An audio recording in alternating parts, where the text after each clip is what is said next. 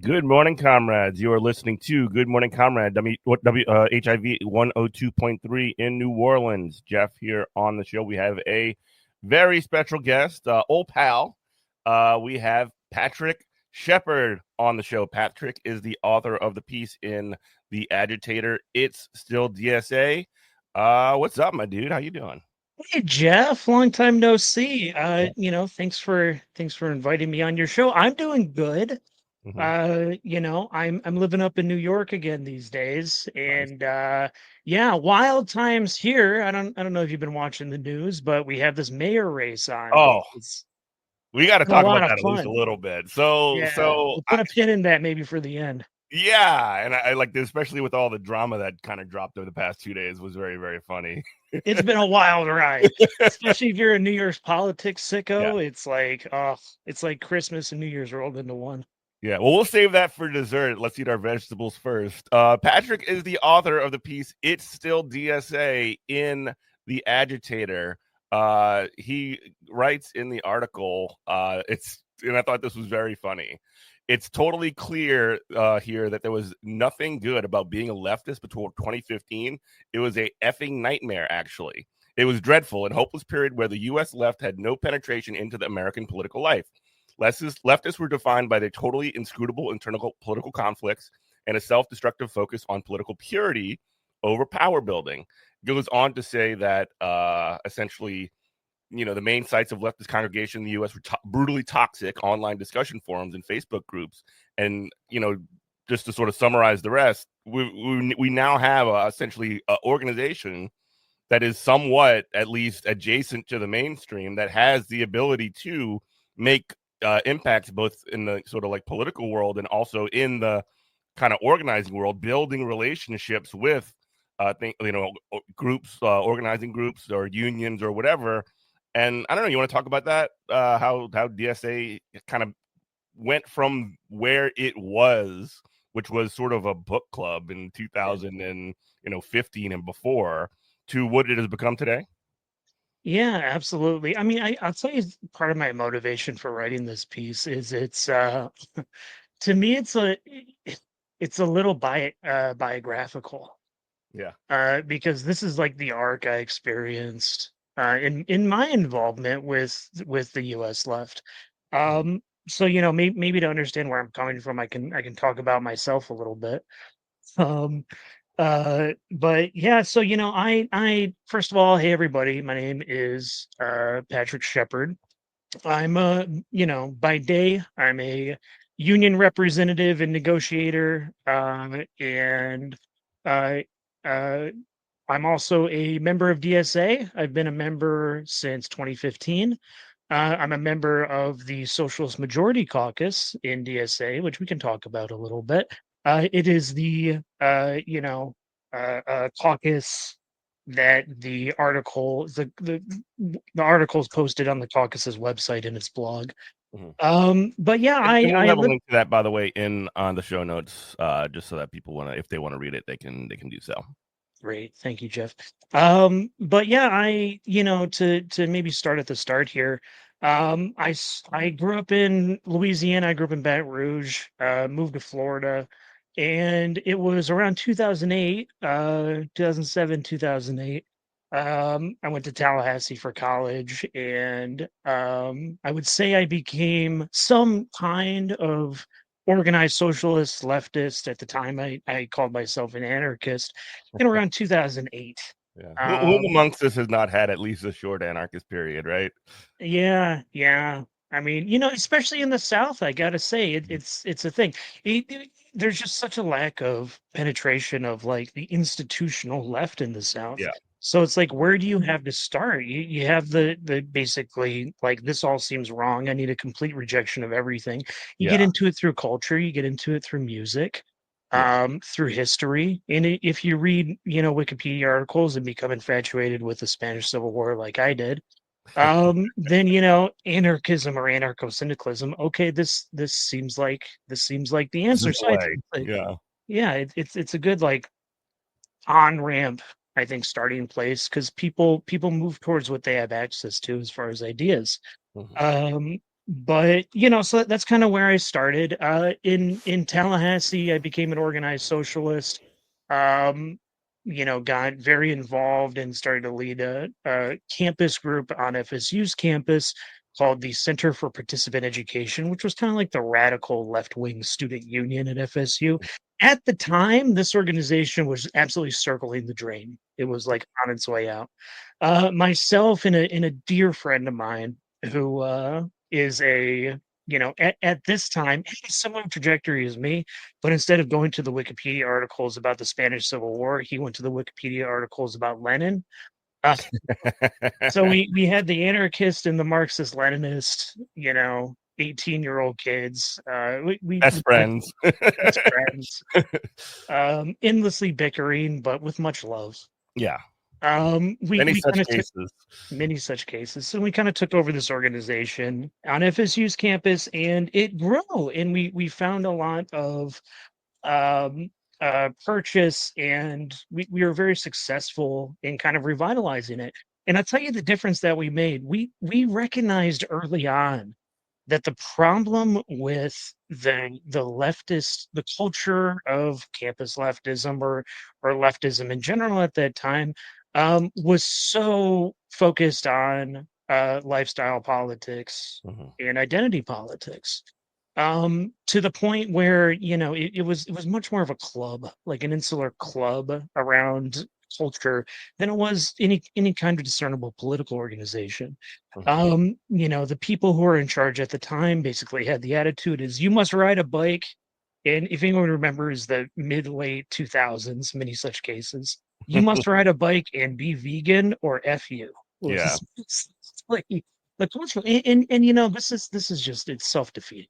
So Mhm. we had a lot of success in refocusing the activities of the organization on very practical political education, answering people's questions about organizing and power at the state level, challenging budget cuts, talking about austerity.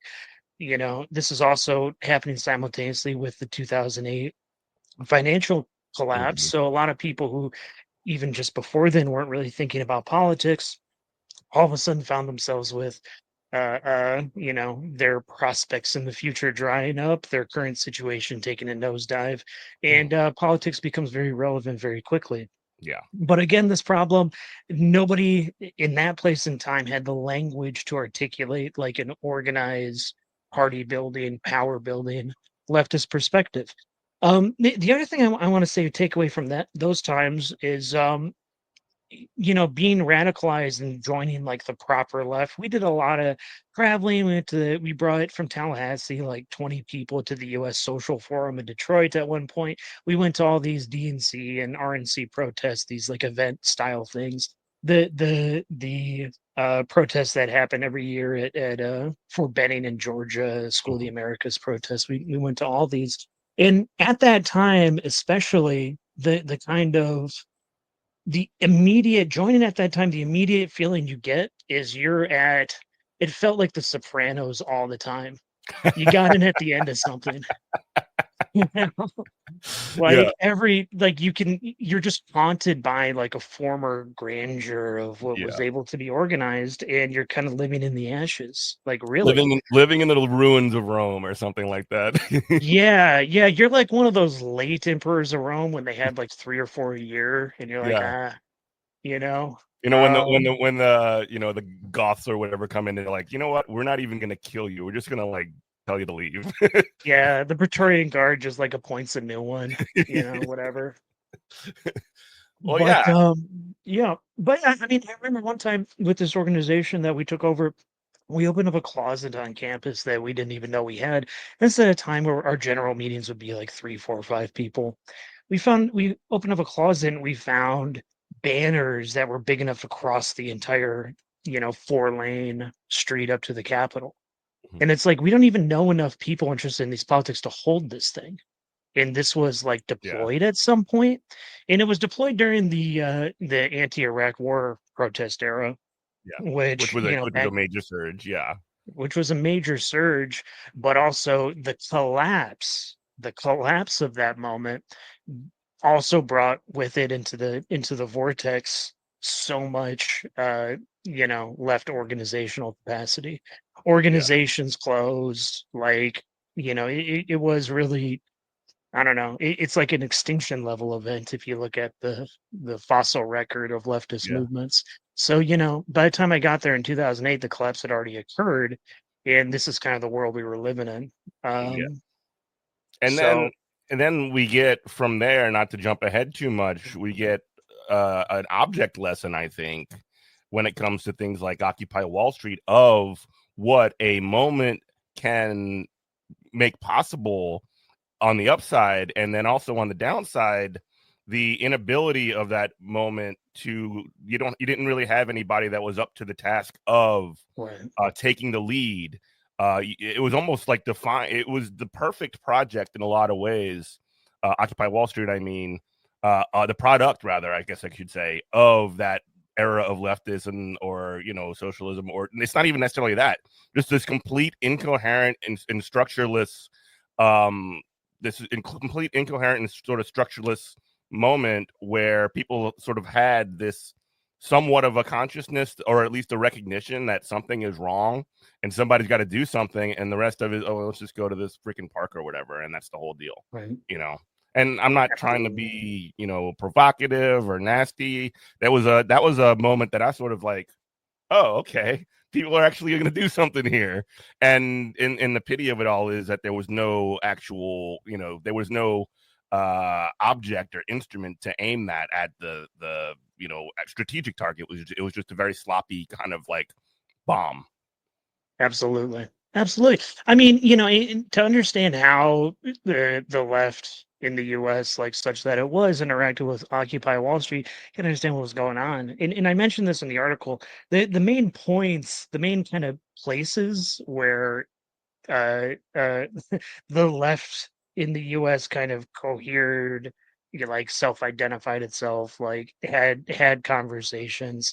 Um, it was in Facebook groups at the time and online forums. If anyone remembers leftforum.com, it is a nightmare place.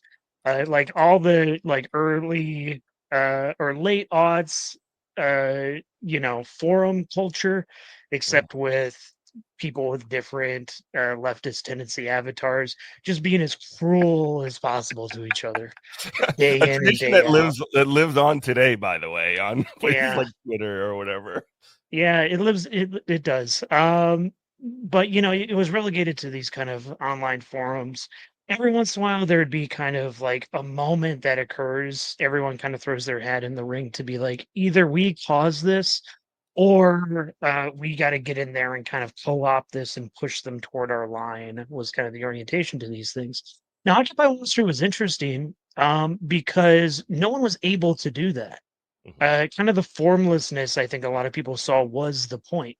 I Yeah, think this came from a couple places. It came from people were still very preoccupied with the like consensus anarchist up models that were twinkles. very, yeah, yeah, yeah, the spirit fingers and all that.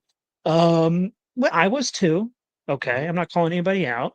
So Everything that we say about anybody else is, we can definitely sort of apply to our own selves. You know what I absolutely. mean? In a lot of these situations. Look, when I got to Occupy Wall Street, I was seen as like an elder statesman because like I had a lot of experience in the consensus decision making process You're because like 22 years old or something. I was 21. But yeah, so it's like, this is where we were at the time. But and then on top of that, there's this commitment to formlessness. There was this commitment to like the action is the message. I think a lot of people tried to steer and direct it. It didn't really work. But it was just kind of like a place for experimentation. I think people Yeah. found a lot of things. I think they found that that model of large group consensus decision making is a nightmare. No basis for a Yeah. mass movement. I'm sorry. We all, I'm sure, have our own horror stories about how that worked out. Um, and also, it taught us. I think the big takeaway for a lot of people is that there is a constituency in the U.S. for the message of the left. Like Mhm. people are there, they're ready to hear it. They want answers that only we can provide. I think part of the form of Occupy Wall Street was also informed by the experience, like the cycles of uprisings in Greece that would, all the protest videos. If you're, like a young radical watching the protest videos out of Exarchia, Mhm. was very thrilling, and like the Also, the Arab uprisings around Spring too. the Arab Spring. Mhm. But certainly, there's this question that everyone was asking at the time. Is like, okay, we're seeing a worldwide wave of austerity in the late 2000s, early 2010s, and then we're seeing a worldwide left upswing in response to those and movements against austerity. When is it going to come to the U.S.? Mhm. So it did. It came in the form of Occupy Wall Street. But as you say, there was no like instrument for it to cohere around. Mhm. But it did teach us that, listen, before Occupy Wall Street, no one had really in the current like living memory of leftists since like the WTO era, Mhm. um, had been a part of like a mass movement moment, really. Mhm. Um, so I think the conclusion amongst a lot of people before Occupy Wall Street was that there's just not a constituency in the US. Maybe, if you win, it'll have to be, very like secretly in a Mhm. way. I mean, people called themselves leftists, but I think it was a basically taken for granted that anyone who called themselves a socialist could never win Mhm. electoral office in the US because A, the capitalists power over the process was just so great you could never break through, and B, the term socialist, the identifier socialist, is just so maligned in this Mhm. country, Oh yeah. because of like bad history and stupidity and attacks by fascists, that there's just no way to break through. But again, Occupy Wall Street shows like, oh wait, there is like a constituency for this. Mhm. Francis Fox Piven said, when asked like, okay, like how are we going to tell if Occupy Wall Street was a success or not, or do you think it was a success? He answered that, well, we won't really know for 5 or 10 years. And Mhm. she said that Yeah. at the time. She said that in 2011 or 2012. And Mhm. I can tell you exactly what happened. The other big victory from Occupy Wall Street. People who showed up, um, a lot of, especially in New York, this happened elsewhere to some degree. Veteran labor organizers showed up to these protests. Um, and there was a lot of like identifying and kind of cohering amongst people who were smart, mass movement minded, and really interested in building power, especially power through organized labor. Mhm. I can almost guarantee you that, just about any union organizer, union representative who got their start between like 2011 and 2013 somehow found their way to the labor movement via Occupy Wall Street, either, making contacts with a labor organization that was supporting the protests, or meeting people, or getting involved in, IWW stuff that would eventually get involved with, other local labor activities, Mhm. to the point where, and we'll bring it back around. I was living in New York City at the time. By 2015, the people who were kind of radicalized into like left labor politics had really come to the point they can kind of stand on their own. Mhm. So in New York, where I was living, I had been up until this point a part of a bunch of different left organizations. I'm not trying to call anybody out on drama. So, I was a bunch of them. I kind of I tasted a little bit from each pot on this. But I was kind of a free agent around 2015, and this was also when um a big cohort of left labor activists who had become union agitators, union organizers, very involved, um, kind of began to cohere. Almost all of them veterans of Occupy Wall Street, where they all kind of met each other and the ideas cohered, and Mhm. this kind of laboratory of ideas produced a very particular notion of building mass movement power. And around 2015, there was two key events that happened that are actually very related. In the moment, it was the Verizon strike in summer of 2016, as actually after 2015, but summer of 2016, the Verizon strike, which kind of brought a whole lot of very talented labor organizers into the fold, and the launch of the Bernie campaign. Now, I was aware of Bernie Sanders. He was always just before 2015 seen as like this anomaly. Yeah. This guy Yeah. The who, one guy who could call himself a socialist. the one socialist grandpa. Yeah. If you're a leftist before, yeah, if you're a leftist now, there's always the one like socialist elder who shows up and is like, well, and you're like, wow, you're awesome. I wish there was more of you. But and that was Bernie for Congress. He was just the holdout, the guy who's doing it for so long, built him a tremendous Keeping amount the of flame credibility. alive. Yeah. And finally the rest of the world caught up to him. So, his campaign started, nobody gave it a chance. His campaign started in 2015. Nobody gave it a chance. And again, I think we were all still affected by this idea that if you call yourself a socialist, you can't win formal power. Like the ground is too polluted. Like you're too prevented from having any purchase. People's idea of what a socialist is they're just so infected by lies and history that is unfairly maligned, etc. And then Bernie just broke through all that. Yeah. It's like one of those answers that like, oh, it's obvious once you do it. Yeah. Like, once he did it, it was like, oh, like clear as day. You can just ask for all the stuff that socialists want. You can call yourself a socialist. You can, but put it into terms that people understand to make demands that are immensely popular. Medicare for all, raising the minimum wage, etc. So it was kind of this perfect storm where there was a across the country uh, group of people who kind of cohort of labor organizers. This didn't just happen in New York; it happened in every city.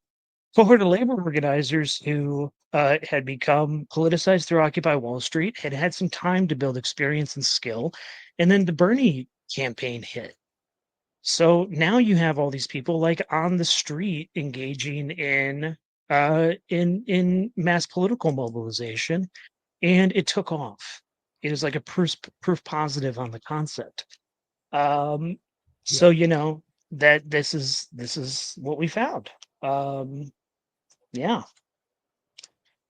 And just to sort of like sum up a lot of this stuff too, like we have this overlying sense that actual concrete power building politics in a structural form from a left perspective is impossible. Then we have evidence, at least for the analysis of the class analysis or at least the antagonism of the ruling class against normal people with Occupy Wall Street, and then we get an affirmative case study of the possibility of a viable campaign that nobody gave a chance, being extremely successful in 2016 rather.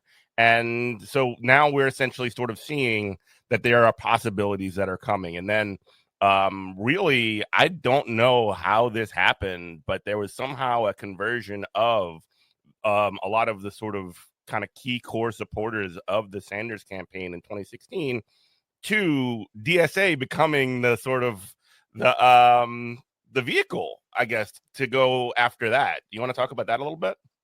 Yeah, I mean, there were a couple. I'll say DSA's meteoric rise came from a couple places. And I don't want any of this to sound like I'm like talking bad about movement elders. Like my opinion about people who've been doing this much longer than I have is like we would be nowhere without Yeah. them. We wouldn't like we've been, If you you can't know, keep the flame alive during the darkest of exactly. times, it goes out. They kept the candle lit. They Yeah. gave us the tools to build a bigger thing. Mhm. Many of us would have never gotten off the couch if we didn't have, people keeping things going in the lean years. But the reality is every left organization in the country was like a mess, very, very small, very, very insular. DSA, again, very small, but I think the advantages of DSA, we had a group of people who were early adopters or who had been members for a long time. Um, and for them, I think part of it is just they lucked out with name recognition. Democratic Socialists of America. Bernie called himself a Democratic Socialist. Well, there you Mhm. go. Boom. If I like Brand Bernie, I like brand this group. brand identity paying Yeah. off on the front end. Right.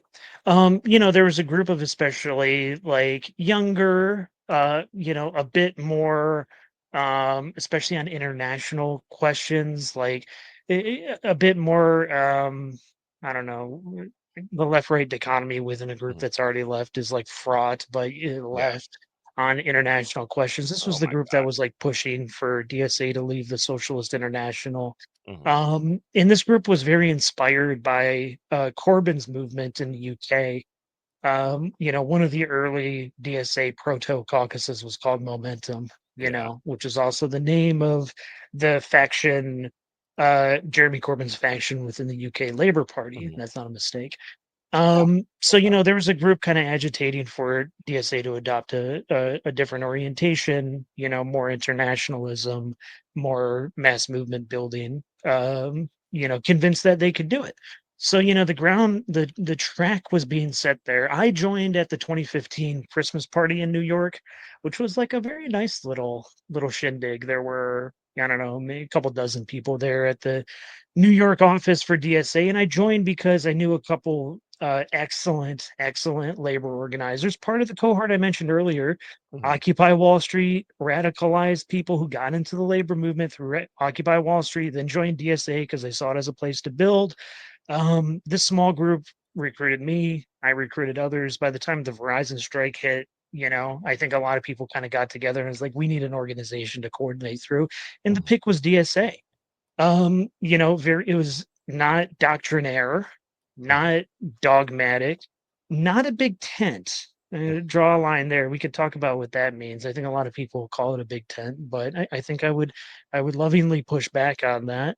Um, and no real litmus test for membership except broad agreement with our ideals, Yeah. and very easy to join. You pay dues through the website. If you're a dues paying member, you can vote and you're a member of the organization. um so it was kind of set up to catch the energy that came from the Bernie campaign. I joined in 2015. A lot of people who are really key early organizers within the organization joined in the summer of 2016. This labor group I talked about already. And then when Trump won, I think the idea then very broadly was not only was Bernie's strategy a a you know a lesson in like, oh my gosh, I can't believe that this is possible. But after the mainstream Democrats lost to a fascist, then the opinion became, oh my God, Bernie's strategy is actually the only way we can save ourselves from the abyss. So then we saw this big explosion. The 2016, 1 year after I joined, a couple dozen people at the Christmas party. The next year, 2016, that Christmas party had about 500 people at it. It was, I bartended. It was Oh, crazy. I think a oh, lot of that was because it's a drinking good a white tip night, Trumper. right? It was a great tip night, all back to the organization. But Good. no, I think the bar alone raised like $4,500 that Nice. went into a really organizing coffers. Yeah. So it's like, yeah. Let's pause right there really quick because it's the bottom of the hour and we need to do station identification. You are listening to WHIV LP New Orleans 102.3. This is Good Morning Comrade. Jeff and Patrick Shepard on the show. We are talking about his experience with the organization of DSA and through his sort of journey through the left from his time in college to now. And we were just leaving off at the huge Christmas party from DSA from 2000, I guess 17. Huh? Yeah. Oh, that was Christmas 2016, Oh yeah, right. Oh, so a month after, not right a year after after. the Okay, my beg your election. pardon. Yeah. So people were really in the mood to drink. Yeah, Um, no, yeah, of course. I yeah. was for sure as well. Considering, God, I don't want to get into 2016 campaign, but like you mentioned, how much of a failure that was, and just sort of like experiencing that in that moment. If you weren't there and you didn't see it, I mean, honestly, and this might be a little bit provocative to liberals or whatever, but like it was very, very similar. Hit a lot of the exact same notes as the 2024 Kamala Harris campaign. Just this complete, fingers in your ears, not even just like unwillingness to operate or communicate with any kind of criticism that didn't come from like the Cheneys or something like that, but also like this sort of contempt, this idea that if you don't get in line, if you don't do the thing, this is your fault. And It's that is sort of inevitability. the Yeah. perfect way to get people to just put their middle finger up at you and be like, even if they don't, even if they don't go and like support the other side, or they might go vote. And I'm not even advocating for this. I'm Yeah. not even saying to do this, but like like 2024 liberalism, and it's been like this for several decades. It has been not a object of we need to build something up that people actually want to do. It is get in the car or we will kill you. That's like what Yeah. the program is. Or no, we won't kill you. The demons at the gates will kill you. The barbarians at the gates will kill you. And that's the sort of perspective that they constantly put forward. I mean, to much to again, that's in a lot of ways that is a good opposition to have, because nobody likes that stuff. And there's a component of it too, where I mean, like, from like the movement perspective, it's like, okay, the mainstream Democratic Party, evil for a lot of reasons, corporate party, pro-war party, etc., which we can talk about the formation of parties in the US. It's more Oh yeah. complicated than just calling it the Democratic Party. In my opinion, the US doesn't have political parties. It has uh one Political state, brands, it has essentially. two state sanctioned ballot Yeah. lines, and then kind of broad coalitions that formulate around those two ballot lines. But Yeah. we don't have political parties. They're actually illegal in this country. Mhm. But okay, putting that aside, there's this component where they have one job, which is all their other sins. They have one job. They keep the fascists out of office. Yeah. There's their one job. They failed at it. The other thing Twice. that they twice in both times. And then the other thing that a lot of these like centrist corporate Democrats taught us is that they would much, much rather lose to the Republicans on their terms than win and beat the Republicans on our terms. Is obvious, like, it's coming out more and more, and I think This is happening like 3 days after there was this sort of like political get together organized by a bunch of billionaires, including like Alyssa Slotkin and Glusenkamp Perez and Matt Iglesias, who was like a keynote speaker, and Richie Torres, and all these freaks. And they're basically doing like, okay, how do we rebrand? They didn't put it in these terms, but I watched some of the stuff because I'm a sicko. How do we rebrand this same like warmed over sort of like supply side BS that we've always done? And how do we just after we've gotten crushed by running this whole thing twice, how do we reset it and make it so that people buy the same BS? You know what I mean? Right. Yeah, that's the welcome fest. Yeah. Oh my god, I it was. So, I watched. I am such a sicko. I love watching those things. I've been protecting my beautiful brain from any of those videos so Oh, far, but mine's already fucking warmed up. It's all good. um so I mean, yeah, this is what they taught us again. Like they would much rather lose to the Republicans on their terms than win on our terms. Um and yeah. So where were we? We were at the sort of like, we were talking about the Democrats and we were talking about Yeah. sort of like post Okay. 2017 and the sort of like the way that essentially DSA cast the broad net and caught a bunch of members. So here's the next key thing I think that happened. And this is like summer. Well, it's right after the Trump election, so Mhm. into 2017. Um, and I was a part of a group. The first kind of basic structure and thoughts and objectives of early DSA specific electoral organizing in New York.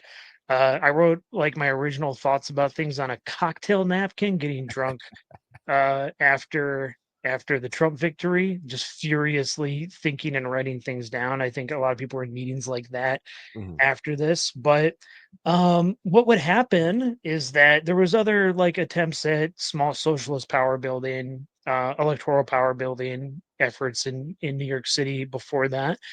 But we made some plans, had some meetings, and those groups kind of formally disbanded and recohered under DSA.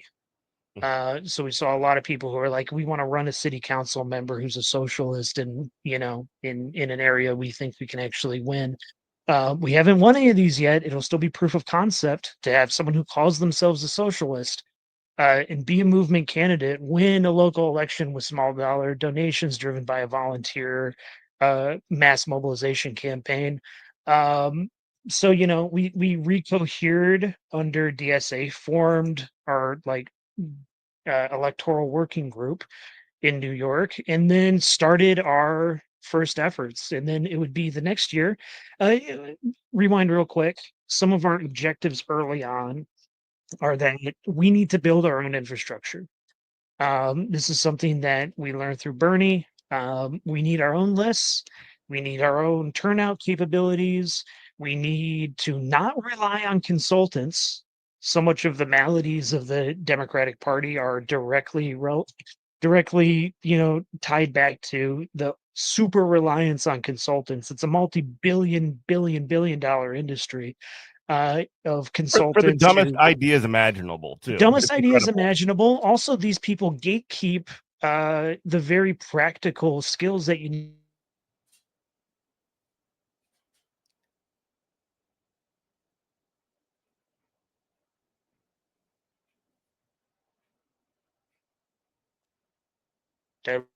Are we back? Yeah, we're back. I'm sorry. You were talking about I'm gatekeeping. okay.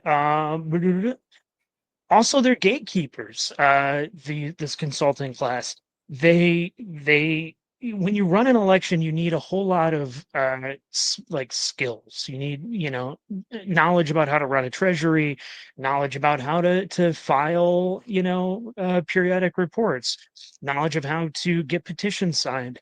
And traditionally, it's this consulting class that has gate kept those skills. Now, another thing that happened during the first Bernie campaign is those skills got disseminated across Mhm. the country to a whole lot of people who didn't have access to them before because they got involved. Not only did they get involved, they got involved deeply as an organizer on that initial campaign. So they took those skills and they brought them back. That combined with some new technologies, Van, Mhm. before Van, it was much more difficult for an upstart insurgent campaign to, get the voter file, parse it in some meaningful way, Mhm. cut lists and door knock based on that. That kind of takes an operation. Van allows you to just do it. Mhm. right? So if you know how to use the program, same thing with Act Blue. Act Blue came out and said, okay, well, you used to have someone who's basically a professional accountant to do all this stuff and be the treasurer on your political campaign. Now, you have an app that does most of the work for you. Like I was the campaign Mhm. treasurer on a successful state Senate campaign because of Van. Or I'm sorry, because of Act Blue. It's like really not very difficult. So our objectives A little bit early of on both, were to, honestly. yeah, our objectives early on were to build these skills locally in our local organization, our apparatus, skills that were jealously guarded by the consulting class before this. So build these skills so that we can run these campaigns, and do our own list keeping and data keeping and build our own lists and have our own data management, have our own electoral resources that's just for the left, Yeah. right? And Um, along with that gatekeeping, because they're holding these keys, these important keys, they would also, I mean, like they still exist in places like Louisiana. You have these freakazoids who are just like these high level, high profile consultants, and they're just like trying to be tastemakers at the same time. It's yeah. really kind of crazy how that works. Oh, it's crazy. Yeah, Yeah. absolutely. And Worst people in there's the world with the worst opinions in the world, and it's just like, yeah. man, if you weren't a relic of like previous generations, and if you weren't a, just like one of these just, people that only knew how to do these very specific things, like they're dinosaurs, but they still maintain some level of sort of like political prestige because our political system is so slow to adapt to these kinds of changes. I mean, look, they still interview James Carville. Yeah, Like exactly. anyone still people still care about what that guy has to say. He's like he's been professional at being wrong for 100% wrong every This is time he the opens his mouth. 90s. He was still watched by it. Like anything he says, the opposite will happen. Like He's the you know, what's the guy's name? The guy that used to press all the buttons on the CNBC. uh, All of this, the oh god. Anyway, that guy, yeah, but for politics. yeah. Speaking of your consultant pundit class from Louisiana, like Yeah. James Carville. James Uh, Garfield, Mary Patricia Ray, like all these complete yeah. freakazoids. Complete freakazoids. Yeah, anyway, so okay, so we started building this apparatus and it started to pay dividends. And we Yeah. saw our first victories in 2018. And this is all like in New York, it happened elsewhere to varying degrees. There's success stories elsewhere, obviously. This is what I experienced in. We started winning in 2018. We broke through in the state Senate, and we broke through with AOC. Mhm. Which after AOC was elected, that was even bigger than the Bernie campaign. Mhm. Still, the single biggest wave of people joining DSA in the history of the organization was the Mhm. day after AOC's victory, because again, people organize towards solutions, people mobilize towards solutions. Yeah. So if you can demonstrate that you can win something, people who are sympathetic to what you say now might join, Mhm. rather than just an endless critique of how everything else is wrong. But Yeah, and then you get that proof of concept, like we were talking about earlier, with AOC, with the state senate campaign as well. You also go on to get people, who are either DSA members themselves or DSA adjacent, like Rashida Tlaib, like Ilhan Omar, the people like that who, I mean, they might have their own different capacity with the organization, some closer than others, but they are definitely people that we've sort of aligned behind in a certain to one extent to or another, and that's proof of concept that is not in New York City, which is also like extremely important yeah, because that's one of the other ways that they write off these political movements is because like, oh, that's coastal elite stuff, yeah, right. I which is I, I want to something I say to that very often is yeah, like you got to understand uh none of this was inevitable in New York City. yeah, of course not. I think there's this Political feeling that establishment in New like, York City is like famously strong. so It's yeah, just we like had to kill like three political machines to get as far as like three political machines that have existed since Tammany Hall to yes, get this far. The political machine behind what's his name, who AOC beat in Crowley. yeah, Crowley, in the political machine in North Brooklyn, those were powerful, Mhm, long lasting. These are machines that people thought you just couldn't challenge. I was personally served papers by the New York Democratic Party. Uh, they tried to sue us off the ballot. mhm. So like they tried, but whatever rot has happened in other places in American social life, make no mistake, it also has happened in these political machines that have held up centrist Democratic Party for decades and decades. They just couldn't pass the muster. And I'll tell you, when we started turning out people to knock doors, I think it was the weekend after AOC won, because there was a gap between the congressional election and the state senate election that year. So AOC won the next weekend for the state senate. We had over 500 volunteers Mhm. show up to knock doors on a state senate campaign. Yeah. Now, most people in the New York political media class thought we were lying to them when we told them how many volunteers we had, because like no one could comprehend that you could build a turnout machine like this, and Yeah. we had done it. No, So you it's pay like canvassers. That's how you do it. You got to pay canvassers. 100%, and that's in like I can't tell you how many times I've seen a paid canvasser wearing the free T-shirt that they gave them, tell me that like, yeah, I'm just passing these out for the rest of the day, but I'm going to vote for your person anyways. um it's like, what's the quality there? Like, Mhm. it's non-existent versus someone who's like, I'm a volunteer and I freaking believe in this. Mhm. The quality difference is really crazy. Mhm. But it's a secret sauce, and it's a blind spot that they had, because real political organizing just hasn't existed in this country in a generation. Like, it Yeah. just hasn't. And you would think, and obviously, these media and political class people are they don't understand it conceptually. It's kind of incredible, but like Right. there is a correlation, I guess you could say, between ability to recruit volunteers who are not paid and genuine support for an individual. like Yeah. you would think that would be sort of intuitive, but these people either willingly or not are just like, I don't get it. You know what I mean? Yeah, well, I mean, it's the water they swim in. If Yeah, you're a person who's in the political pundit consulting class, everyone that you see on a day-to-day basis, every relationship that you have in this world is transactional. 100% Yeah, transactional. Believes in anything. And the idea of believing in something is either seen as completely foreign, but also stupid. Well, why mhm, would you believe in that? Like, it'll be harder to get a job for someone you disagree with if you're so much of an ideologue. Like, yeah, don't you want to make money? Success is like, how many W's you can rack up. That's yeah. why you see so many people from that generation of who was his name? The Obama's campaign manager went over Rahm and worked for Emanuel. not Rahm Emanuel, the other guy. Oh, Axelrod. You think of Axelrod? Well, one of them went over and worked, as the campaign manager for Boris Johnson.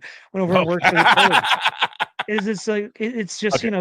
they're guns for hire. They don't believe in anything. Yeah. So when you actually believe in something, you have a tool that can mobilize people, because politics still like matter. You have a tool that you can mobilize people with that the other side just has no conception of, and it will always take them by surprise. This is why, like, they can't understand, however much you or however much you focus group test anything, it made no sense to them that a cranky grandpa would be seen as the sexiest politician in 50 years. Like, there's no way they could have anticipated that. But it's what he says. Yeah. He has credibility. These things matter to people. Jim Messina. That's the guy. Thank you. Yes. Yeah, and I do want to kind of move forward a little bit because I do want to talk about sort of the time after AOC, between AOC and now, and I really do want to talk about the Mandani campaign. So can we just sort of like go through there Yeah. and sort of get to what's going happening in New York? Yeah, this might tie it back into the piece that I wrote. So this thing has happened in DSA, and this hasn't been. I know I'm building this narrative that it's just been a straight line up and up. No, Like all it's of been history very, has a very lot. much the hard way. We're going through the woods here. Yeah, the only way out is through, buddy. But and it hasn't been. There's steps backward, there's steps forward, and I think a thing has happened even within DSA. And I know a lot of people's, maybe I'm speaking directly to your audience now. I think a lot of people's interaction with DSA has mostly been through, excuse me, through interacting with really annoying people on Twitter. And Yeah. I'm sorry if I've ever been that annoying person. I should probably just not tweet, but Thank you for apologizing. but I'm kidding. I love you, big guy. oh, I love you too, Jeff. Um, but this thing has happened within DSA that I think, people joined. It's a completely different radicalizing trajectory than I took than people who were around before, 2015 or before 2010 took. A lot of people have joined DSA and have looked for a way to very quickly transcend this focus, they would say, on electoral politics. I would say focus on organization building and practical power building through a strategy of running on the democratic line where it makes sense, to putting socialists into office with real power and building a movement behind it. But there's been a fixation on, like, oh, that's too focused on electoral politics. We need to move on to something else. And then a lot of that within DSA has kind of reverted to the left political orientations and relationships that existed before 2015, before we even had a seat, before Right. we had anything. We Yeah. had any organizational apparatus, we had any footholds in formal power, before we had any of these like victories that have completely changed the game. Like, because our organization has been able to win seats, like the US left is in a completely, like, materially completely different place than it was before 2015. And I say this completely knowing that we are but a minor force in American politics. A minor force with, like, an insane upside, though, because our ideas and our politics and our way of approaching them and we're seeing this in New York, have the ability to break through. And when it does, I'm reminded of the thing Pete Seeger would say. Mhm. It's one of my very favorite, like, organizing, mechanisms that he would talk about. And he would talk about how effective political organizing is like this. You walk down the road and you see a teeter totter, right? On one end of the teeter totter is a basket full of rocks. Okay, heavy. On the other end is a bucket with a bunch of holes in it, and people taking little teaspoon cups of sand Mhm. and put it in the other side. And the sand's leaking out, and the person walking down the road says, "Look, what? Like, why are you even bothering? The sand's going out as soon as it's going in. You're never gonna outweigh the rocks on the other side of the teeter totter." But then one day you hit that critical mass with the little teaspoons of sand, and it goes whomp. The Mhm. sand bucket hits the ground, the rocks are up in the air, everything just turned over, and it leaves everyone saying, "This came out of nowhere. This is a Mhm. political earthquake. Who could have seen this coming?" All the people have been scooping the sand into the bucket at the other side now have their hands on their knees, winded. Like, we mean? Like, we've been working on this so hard. I know where it came from. Yeah, And, this and that, this this sort of spontaneous idea, that this spontaneous moment was years in the making, and so much blood, sweat, and tears went into it. yeah, right, right. But to round back into the piece, I think there has been an issue in DSA where it's like, missing the long view about how far the strategy has brought us, how much further we can go with it, and how further we must go with it. And there's been this kind of recreation of it's like the whole left that existed before 2015 now exists in, like, microcosm within Yeah. DSA. Yeah, It's very the left forum message boards are now just the DSA message boards. Yeah, and it's crazy how similar they are, and it's the same arguments and Mhm. and everything. So here's the appeal in the article. We know that there is this whole layer of principled leftists, people who are ideologically on the left, who believe in greater power for the 99%, who support unions, who support massive changes in society to take the focus of our government and our politics in our social sphere away from a focus on serving and supporting the billionaire class, and think that all of those resources and all of those institutions should focus on lifting up average people, working people. We know that there's this layer of people in the United States who think this way. We know a lot of them, already self-identify as leftists. A lot of these people are already community organizers, already union organizers. So here's the appeal. Listen, DSA is the best vehicle that we have found. This is like Mhm. we talked about the road that twisted and turned and brought us here, but this is the best answer that we have to push forward the left in the United States today. And my appeal to those folks, if I just described you, join, join. Mhm. I'm part of my caucus. I would encourage you to check it out. Obviously, you don't have to be in a caucus to join and participate in DSA, but the people who are a lot of the folks who are deeply involved in building up our project in New York City and elsewhere and winning these major victories are part of this caucus within the organization. That's one of the reasons I joined. You're encouraged to join. You're encouraged to talk to us, and as I say in the article, the answer hasn't changed. COVID made things crazy.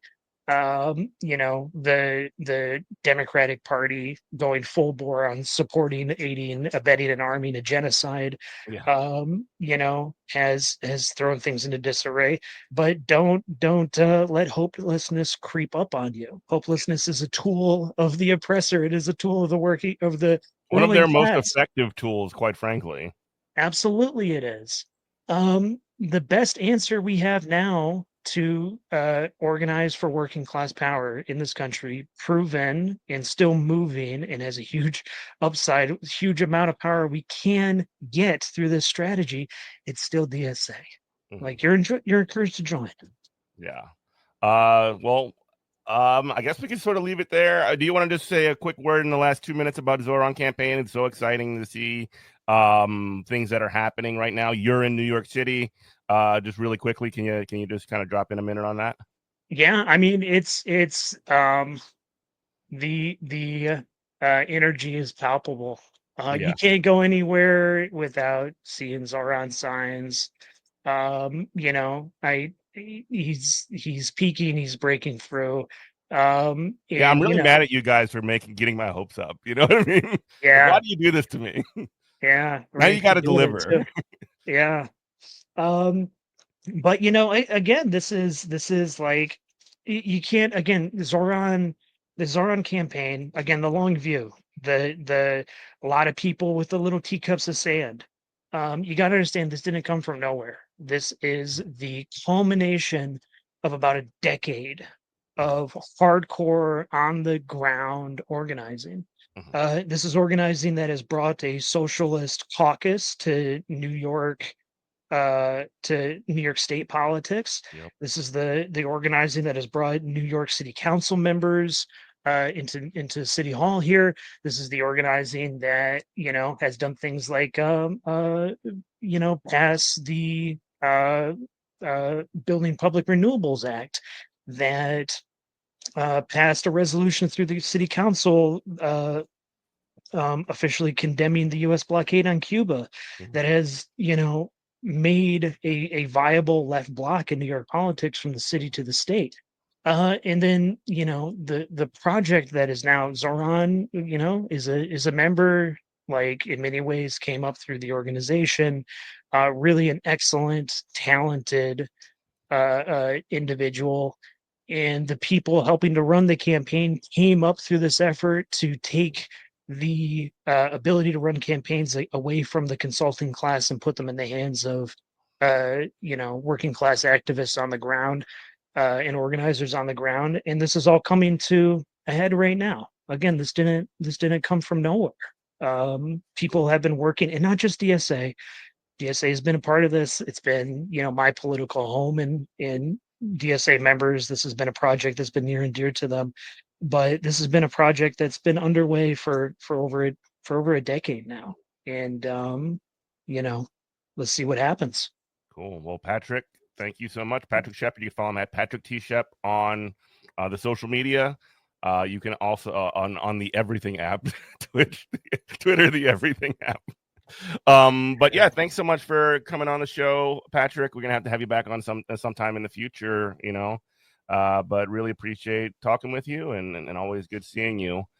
Thank you to everyone for listening to Good Morning Comrade. You can listen to us every Saturday at 10 a.m. on WHIV 102.3 FM. You can also listen to us anywhere in the world, WHIVFM.org/listen. All of our stuff's at our website, goodmorningcomrade.com, where you can find our RSS feed, podcasts, YouTube, and everything. So thank you so much for listening. Thank you, Patrick. Thanks, Jeff. This has been fun. Yeah, always. And thank you so much to everyone for listening. This is WHIV 102.3 FN. We love you. Bye-bye.